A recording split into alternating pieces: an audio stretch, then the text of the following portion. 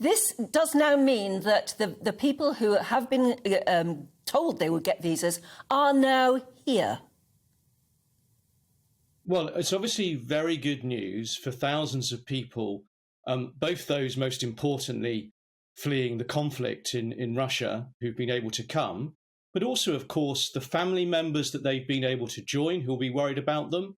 And let's not forget the many thousands of British people who've come forward wanting to provide support and welcome Ukrainians indeed into their own homes. So that much is certainly good news.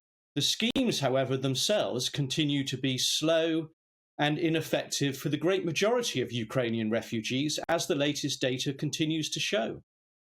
What is it showing? Because, I mean, certainly if we've got 10,000 in the last week or so, I mean, it just seems we are taking quite a few people in. How many people are actually wanting to come to the UK? There were more visas granted under just one of the two schemes, the family scheme, by the 24th of March than have even arrived over the period you've just mentioned. Or indeed have arrived, in fact, over the totality of that particular scheme. So it shows you that there were many people who wanted to come forward. Indeed, there were thousands of people who started applications and simply gave up altogether. The government doesn't publish all the same data as it used to, so it's harder to track that particular number anymore.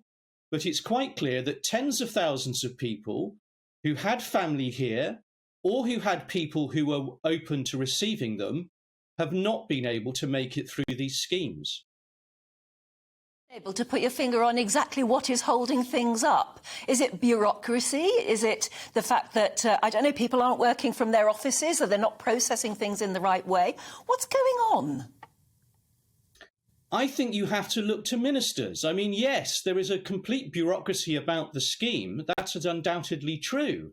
But that's because ministers have demanded that of these schemes. Only this week, Cyprus reported. I mean, Cyprus, a very small country compared to here, they've received nearly half the number of people this country has received over the period of time. Why? Because they have a much more straightforward system in the whole of the European Union. People don't need visas. They can come, arrive, and will be processed and supported. That's going on all across Europe. But with us, our Home Office has been told to do what it has always done, which is roll into gear its very bureaucratic and slow immigration system, which is entirely unsuited for people fleeing conflict and persecution. Well, maybe it's just that more people want to go to places like Cyprus or mainland Europe because it's much closer to Ukraine. We've heard from a lot of people we've talked to who are, when the border crossings were full, saying we don't want to go very far. We don't want to go as far as the UK. Well, you're undoubtedly right that there are very large numbers of people who don't want to come to the UK. But as I started off with your questions, if you look at the data, and indeed if you go back to the early period of when the data was being produced, you see tens of thousands of people wanting to join family here, wanting to come to the UK under these schemes, and having given up and not been able to. Even the Prime Minister has congratulated all Britons on showing the right sort of attitude and welcoming Ukrainians here, even if we're not getting them as fast as we should. Is there anything... I mean, what would your message be to him? And what would you say to people who still want to welcome a Ukrainian refugee in? Not to give up?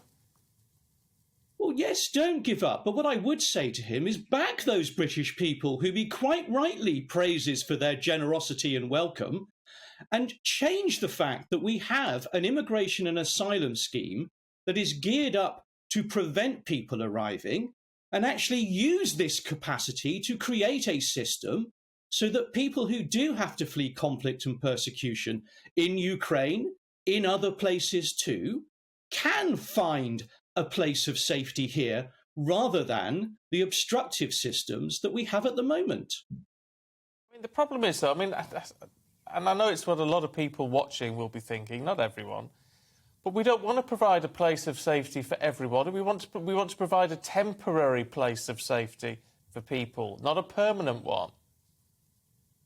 Well, we're not being asked to provide a place of safety for everyone. As you quite rightly pointed out, the great majority of people fleeing this particular conflict don't want to come to this country. And if you look elsewhere around the world, you'll find exactly the same thing too.